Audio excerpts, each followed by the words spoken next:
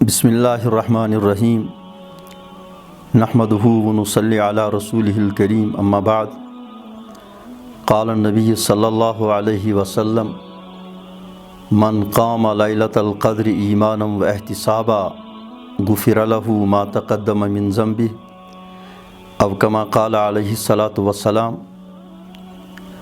ماہ رمضان المبارک اس امت پر اللہ تبارک و تعالیٰ کا بہت بڑا احسان ہے، اور اس مہینے میں اللہ تبارک و تعالیٰ نے ایک رات جس کی بہت بڑی فضیلت ہے، یعنی شب قدر، یہ بھی اللہ تبارک و تعالیٰ کا بہت ہی بڑا انعام ہے۔ جناب نبی کریم صلی اللہ علیہ وسلم کا ارشاد ہے، من قام لیلۃ القدر ایمانا واحتسابا غفر له ما تقدم من ذنبہ، جس نے اس رات میں ایمان اور احتساب کے ساتھ قیام کیا، شب بیداری کی، عبادت کی، جناب رسول اکرم صلی اللہ علیہ وسلم نے فرمایا اس کے پچھلے گناہ اللہ تبارک و تعالیٰ معاف فرما دیتے ہیں۔ لیکن سب سے پہلے ایمان اور احتساب کا سمجھنا ضروری ہوگا۔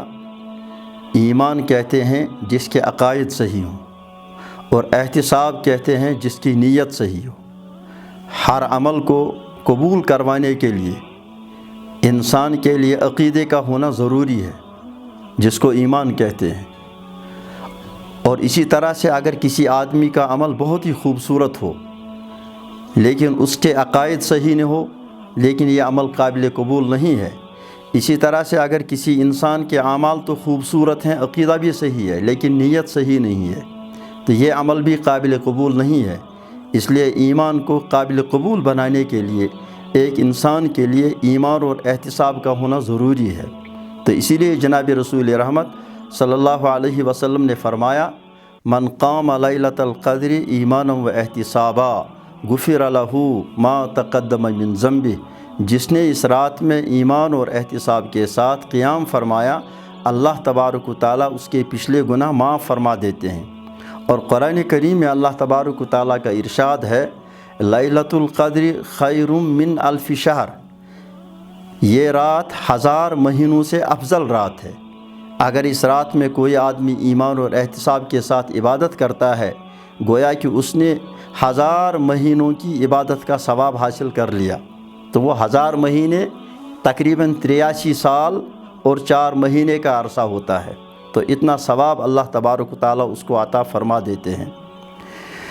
تو جناب رسول اکرم صلی اللہ علیہ وسلم نے اس رات کے بہت بڑے فضائل بیان فرمائے ہیں۔ عائشہ صدیقہ رضی اللہ تعالیٰ عنہا نے ایک موقع پر عرض کیا، یا رسول اللہ صلی اللہ علیہ وسلم، اگر یہ رات کسی کو نصیب ہو جائے تو اس رات میں کون سی دعا مانگنی چاہیے؟ تو جناب رسول اکرم صلی اللہ علیہ وسلم نے فرمایا، عائشہ، اگر یہ رات کسی کو نصیب ہو جائے تو اس رات میں یہ دعا مانگنی چاہیے، اللہم انک عفو تحب العفو فاعف عنی، اے اللہ تو معاف کرنے والا ہے، معافی کو پسند کرتا ہے، فاعف عنی، میرے گناہوں کو معاف فرما، میری لغزشوں کو معاف فرما، میری خطاؤں کو معاف فرما۔ لیکن ایک ہے دعا کا پڑھنا، ایک ہے دعا کا مانگنا۔ دعا پڑھنے کا مطلب یہ ہے کہ ایک آدمی عبارت پڑھ رہا ہے لیکن دل اس کے ساتھ نہیں ہوتا ہے، یہی وجہ ہے کہ ہماری دعائیں قبول نہیں ہوتی ہے۔ ایک ہے دعا مانگنا، دعا مانگنے کا مطلب یہ ہے آدمی زبان سے مانگتا ہے لیکن دل بھی مانگتا ہے۔ جس دعا کے ساتھ اس کے دل کا سپورٹ ہوگا وہ دعا اللہ کے یہاں قبول ہو جاتی ہے۔ جیسے کہ حجاج بن یوسف ایک مرتبہ کعبۃ اللہ کا طواف کرنے جا رہے تھے۔ حجاج بن یوسف جو ہے سخت ترین بادشاہ تھا، اس کا لرزہ تھا۔ ایک شخص کعبۃ اللہ کے سائے کے نیچے کعبۃ اللہ کے پاس ایک نابینا آدمی تھا، وہ دعا کر رہا تھا، اے اللہ مجھے بینائی عطا فرما، اے اللہ مجھے بینائی عطا فرما، اے اللہ مجھے بینائی عطا فرما۔ حجاج بن یوسف اس کے قریب گیا۔ حجاج بن یوسف نے کہا، اے آدمی تو مجھے جانتا ہے، پہچانتا ہے میں کون ہوں؟ اس نے کہا، چونکہ میں تو آپ کو نہیں جانتا، چونکہ نابینا تھا۔ اس نے کہا، میں حجاج بن یوسف ہوں۔ وہ نابینا آدمی جو ہے لرز گیا، کپکپاہٹ اس پر طاری ہو گئی، چونکہ حجاج بن یوسف کا ڈر تھا۔